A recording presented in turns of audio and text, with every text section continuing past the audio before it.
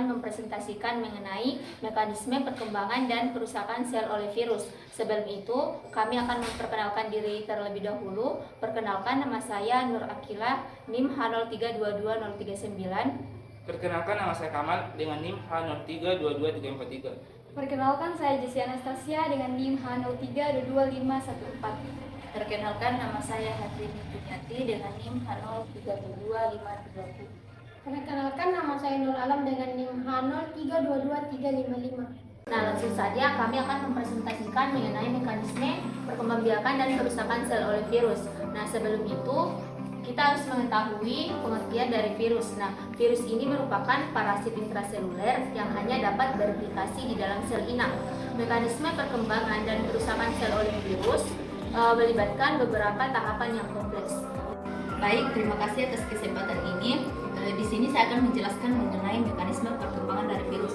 Yang pertama yaitu absorpsi, di mana virus menempel pada permukaan sel inang melalui interaksi antara protein pada permukaan virus dan membran sel inang. Yang kedua yaitu penetrasi atau masuknya virus ke dalam sel. Virus atau materi genetiknya masuk ke dalam sel inang. Cara masuknya bisa melalui endositos atau virus ditelan oleh sel atau fusi membran. Kemudian yaitu pengelupasan, di mana materi genetik virus atau DNA atau RNA dilepaskan dari kapsid atau selimutnya di dalam sel inang, memungkinkan proses replikasi dimulai. Kemudian masuk ke dalam tahap replikasi, di mana di tahap replikasi ini pertambahan jumlah kromosom virus.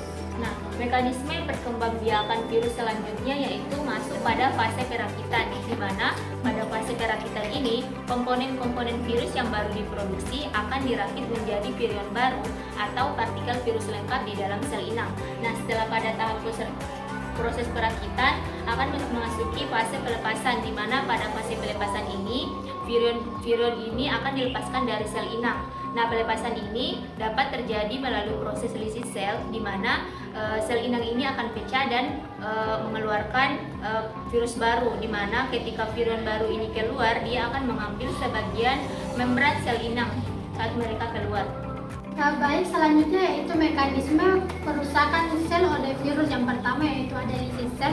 Lisis sel menyebabkan kematian atau pecahnya membran sel inang yang mengakibatkan kematian pada sel. Umumnya lisis sel ini disebabkan oleh virus non-envelopit yang perlu melepaskan varian baru dengan cara menghancurkan sel inang tersebut.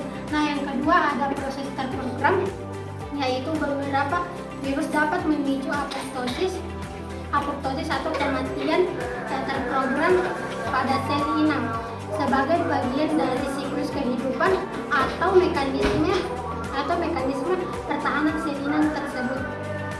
Mekanisme perusakan selanjutnya itu perubahan fungsi sel.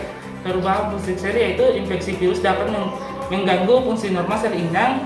Misalnya, virus dapat menghambat sintesis protein seluler dan alih-alih menggunakan mesin sel untuk memproduksi komponen virus.